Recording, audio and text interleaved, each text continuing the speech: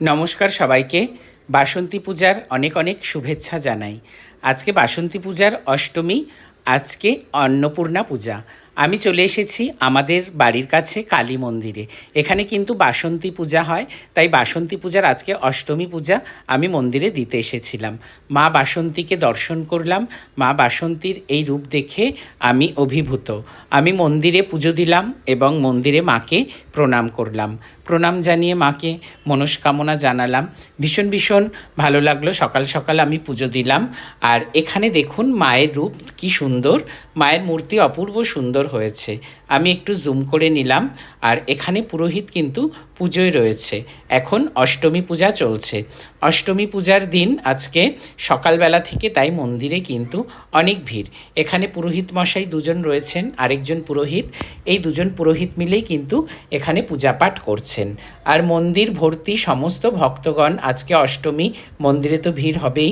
এই যে মন্দিরে সকলে বসে রয়েছে, সকলে পূজা দিতে এসেছে, পূজা সকলে মিলে দেখছে। আর আমি তো পূজাই দিতে এসেছি, আপনাদের সকলকে বললাম। তো এবারে আমাদের কালী মন্দিরে বাসন্তী পূজা কিন্তু অনেক বছরের, অনেক পুরনো।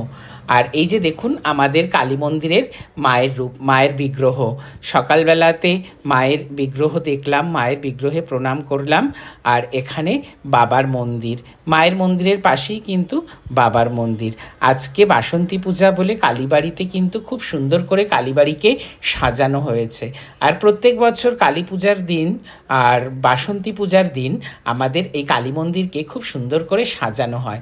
আর কালীবাড়িতে কিন্তু ভীষণ সুন্দর পরিবেশ, গাছে গাছে ফুল।